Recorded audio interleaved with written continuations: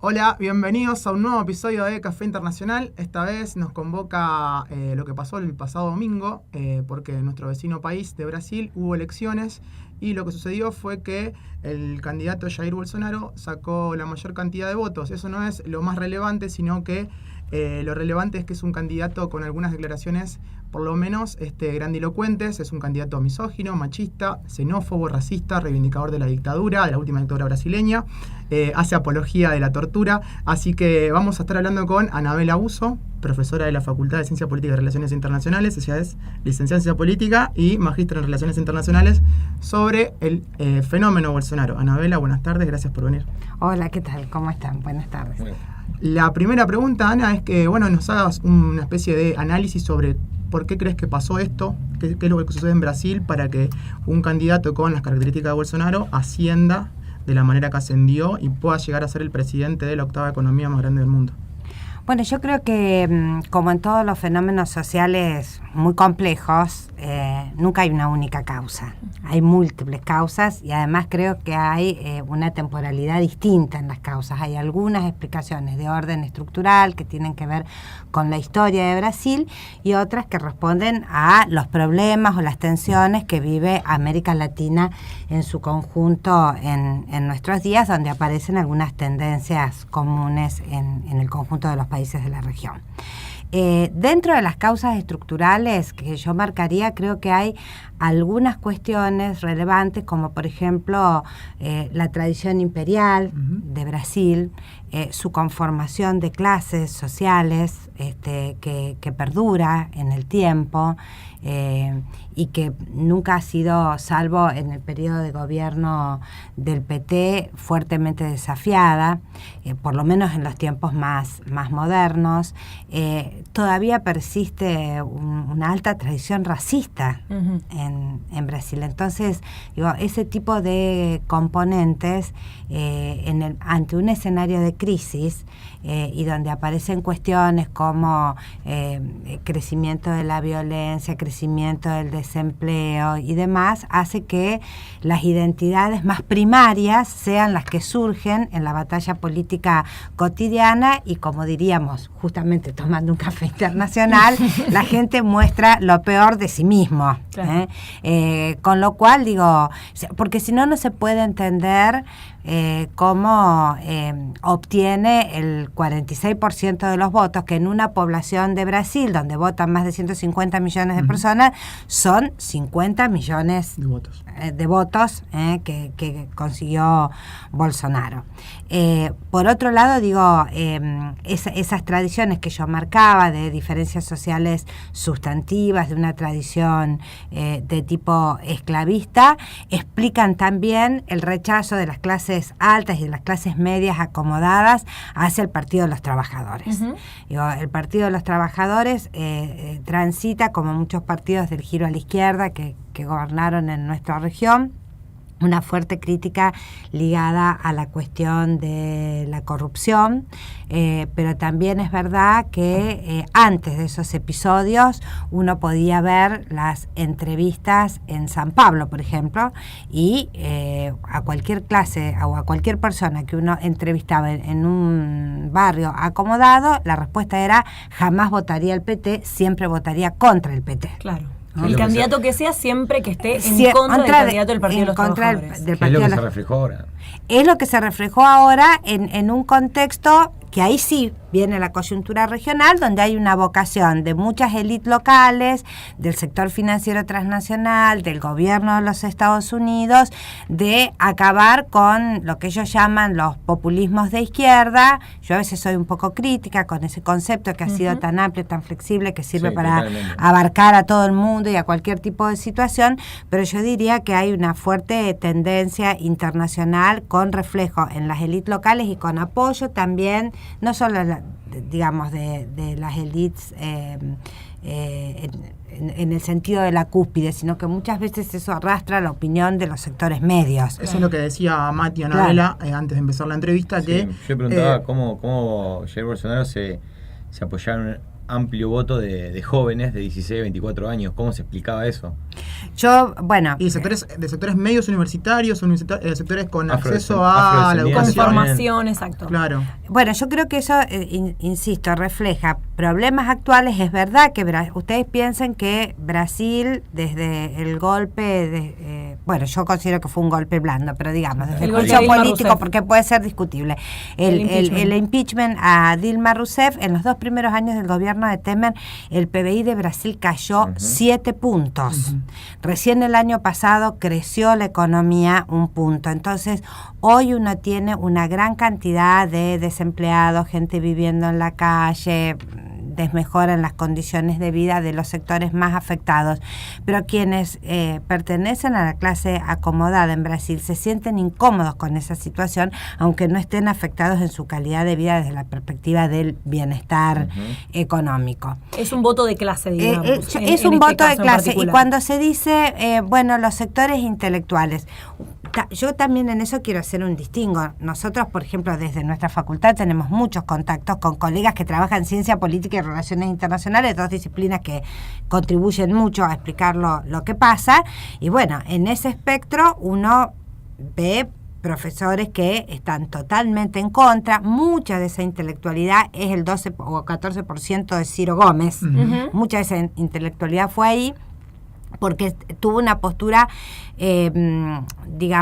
opuesta a la falta de autocrítica del PT en ese proceso. Otros se mantuvieron en el PT, pero en líneas generales los sectores universitarios en Brasil y sobre todo los estudiantes pertenecen, y muchos profesores, a sectores muy acomodados. Claro. Son el extracto social más acomodado del país. Por eso tenemos muchos estudiantes brasileños acá porque no tienen acceso allá a la universidad. Eso estaba por decir. Recordemos que el acceso a la universidad en Brasil no es ni pública ni gratuita como en Argentina.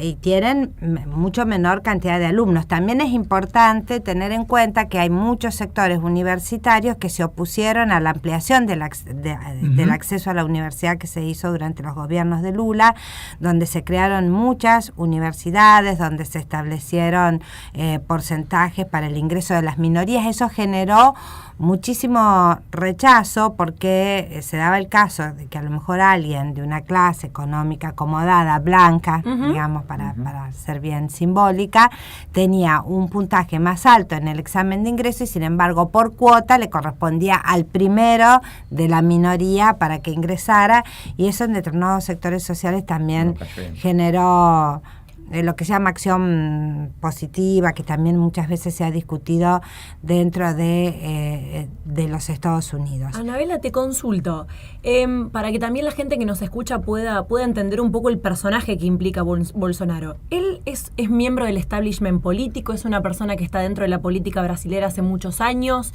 digamos que esta mixtura de él de ser militar retirado, de hacer gestos, digamos, de estar manipulando una ametralladora cuando, digamos, como su gracia... Sí, manipular una ametralladora o un arma apuntándole a Lula. Sí, además o agente del PT, y digamos, como que tiene una estética realmente violenta. ¿Cómo podemos hacer un resumen de lo que implica el personaje de Bolsonaro para que se pueda entender?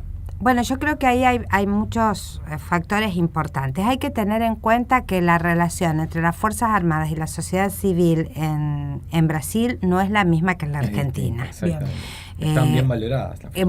Muchos sectores siguen valorando enormemente a las Fuerzas Armadas, o por lo menos, si bien valoran parcialmente la vida democrática, no tienen un rechazo al proceso militar o a los gobiernos militares como sí se dio en Argentina. Si mal no recuerdo, una de las últimas encuestas de Latino Barómetro que medía la valoración de la democracia en las sociedades latinoamericanas ubicaba a Brasil en el último puesto, donde solo el 18% de la población tenía una valoración positiva de la democracia. Entonces eso también le da a los militares un rol que yo considero desproporcionado en este proceso electoral. No me animaría a decir que habilita la posibilidad de un golpe de Estado tradicional, pero sí que posiciona, que altera cualquier criterio equilibrado de relación cívico-militar. Y esto acontece desde las actitudes policiales en la época del impeachment de Dilma hasta la situación actual, donde el titular del ejército en funciones ha realizado numerosas declaraciones, donde el vicepresidente de Bolsonaro también es un ex general que está a la derecha de Bolsonaro, que como yo decía ayer, sí es posible que exista una derecha. Claro, hay algo más a la derecha que Bolsonaro. Que Bolsonaro. Entonces, está por caer al abismo, avísenle. Claro, se está por caer al abismo. Pero eso para algunos sectores de la sociedad es importante. La otra cuestión tiene que ver con el marketing político, digamos, ¿no? Y las deformaciones del marketing político en la actualidad, donde todos los grandes consejeros apuntan justamente a la creación de un lenguaje de campaña contundente, simplista, que te inhibe cualquier proceso de reflexión, digamos, porque si vos tenés los niveles de violencia que tenés en Brasil, militarizaste la ciudad de Río de Janeiro, donde vive el candidato, y según indican los datos relevados, el nivel de violencia no disminuyó, bueno, ofrecer más violencia aún, al menos debería conducirnos a preguntarnos si ese es el mecanismo adecuado, si ese es el camino, hacer alguna comparación con qué pasó en México, cuáles son los resultados en Colombia. Sin embargo, no se pensó eso, porque eso va presentado con un discurso que dice, bueno, yo lo puedo hacer porque yo soy un ex militar, tengo la capacidad y voy a controlar toda esa situación, y si a eso vos le sumás la connotación de que los negros no sirven, de que no trabajan, de que sacan los puestos en las universidades, bueno, el clásico discurso del Mesías tiene. Bueno, por eso se hace el parangón con su nombre, con su segundo nombre, ¿no? Como un gran salvador. Con ese discurso, insisto, fácil de entender, un discurso brutal, pero accesible y claro para la población en general. Hablábamos antes del inicio de la entrevista de si podríamos extrapolar el caso de Bolsonaro a otro país de América Latina. Decíamos, el caso o el fenómeno Bolsonaro tiene componentes regionales, pero también tiene componentes netamente brasileños. O sea, esta especie de en Argentina gobierna Macri, en Chile Piñera, que podríamos decir que es centro derecha, una derecha más conservadora, pero es una derecha, si querés, democrática. Esta no. Sí, liberal a la vez. Sí, liberal a la vez. Conservadora. Bolsonaro no representa eso. Y mi pregunta es, ¿hay posibilidades de que empiezan a emerger este tipo, otros Bolsonaros en otras regiones de América Latina, en otros países? Yo creo que... Y le sumo esa pregunta, ¿qué repercusión tiene para la Argentina si Bolsonaro gana las elecciones? A lo mejor no idénticos a Bolsonaro, pero que la tendencia existe. Porque la perspectiva errada de análisis es nuestra. La Argentina es el país que ha tenido una de las experiencias de ascenso social más marcada en su historia, tiene una sociedad muy movilizada, tiene un proceso de sindicalización que es muy criticado, pero que para el más alto de América Latina. Claro, pero que es muy relevante al momento de ordenar o de demandar a un gobierno que con sus políticas perjudica a los sectores trabajadores, y tuvo una experiencia política, criticada o no, que la derecha la critica mucho, que primero habló del kirchnerismo, después habló de los últimos 70 años. Sí. Que hay un comentario, no sé si en las redes sociales, que decía, primero fueron 4 años de recesión, eso fue en el 2016, se dijo eso. En el 2017, 12 años de populismo, en el 2018, 70 años de peronismo, y ahora la última frase que dijo Macri fue que este acuerdo con el Fondo Monetario Internacional, por fin, después de 200 años, no iba a ser un país viable. Claro. Hay como una idea refundacional ahí. Hay una idea refundacional porque se apunta a que el cambio cultural sea el cambio cultural. ¿Cuáles son los ejemplos exitosos? Ay, mirá cómo es la gente en Colombia, mirá cómo es la sociedad en Chile. O sea, se busca en ese sentido como lograr en la sociedad un sentimiento de resignación y decir, bueno, el mundo va en esta dirección, la modernidad deja fuera un montón de trabajadores, La sindicalización no va más. No va más. Es la vieja política. Es la vieja política. Y por otro lado, el cuco es Venezuela. Y el cuco, si el cuco Venezuela en la campaña de Venezuela Brasil hizo todo fue mal, estamos de acuerdo, fuertísimo. pero son países totales, son economías, culturas, todo Jamás totalmente distinto. jamás la Argentina hubiese sido Venezuela, Y en jamás. Brasil, Eso y en lo Brasil sabe, pero- pasó lo mismo en la campaña. Eso lo sabe cualquier estudiante de ciencias sociales más o menos bien intencionado, pero está muy instalado en la sociedad. Está muy instalado. Y bueno, Bueno, pero pero eso es son parte esas de- verdades como... De las que veníamos hablando. Sí. No, claro. Están instaladas, que Están son instaladas, simples. los ¿Cómo la ricos nos desarmás? roban, Que se eso robaron es- 2 PBI, Claro. ¿Cómo desarmás eso? Ese es el íbamos problema. a hacer Venezuela, y la otra cosa, por ejemplo, en Brasil, que es tan fuerte, la instalación del discurso de que el PT es el comunismo. Claro. Cuando es un partido que en su gestión de gobierno, yo no digo en su tradición de lucha hasta que llegaron y demás, pero digo, en su gestión de gobierno fue más un partido socialdemócrata Claro. que un partido de izquierda. Además, vos fíjate la contradicción, con ustedes los veíamos en las clases de política internacional latinoamericana cuando analizábamos las clasificaciones que se hacían desde afuera de las izquierdas latinoamericanas. Lula era la estrella, Sí. era la izquierda moderna, actualizada, y resulta que ahora aparece instalado como que el PT es un partido comunista cuyo objetivo es convertir a Brasil en una Venezuela. En Venezuela, claro. Es ser un país bolivariano. Claro. Como Evo y como Maduro y como Ortega. Claro. Esa es la campaña. Esa Y es la esa campaña. cam- Obviamente se simboliza mucho más en Venezuela, porque En como Maduro. decíamos, en Venezuela Hicieron todo mal. claro, y sobre todo a partir de la muerte de Chávez Chávez, eso sí. se acelera mucho más. No le ponían tanto los ejemplos de Evo, porque la gestión de Evo es una gestión exitosa, más allá de que se va a encontrar con un proceso electoral difícil, porque tiene el desgaste de todo. Me quedó pendiente una pregunta de Vicky que me parece interesante también. ¿Cómo puede afectar a Bolsonaro a la Argentina? Sabemos que Brasil es nuestro principal socio comercial. Bueno, ahí ese es quizás el escenario de menor precisión, digamos, ¿no? Porque Bolsonaro también, en este sentido, al igual que Trump, tiene una cuota de comportamiento impredecible, que uno no sabe en qué dirección va a ir, lo cual se vincula también a cómo el nivel institucional te condiciona o no. Acuérdense con todo lo que discutíamos cuando ganó Trump, si la histórica institucionalidad de los Estados Unidos le iba a poner un límite o no.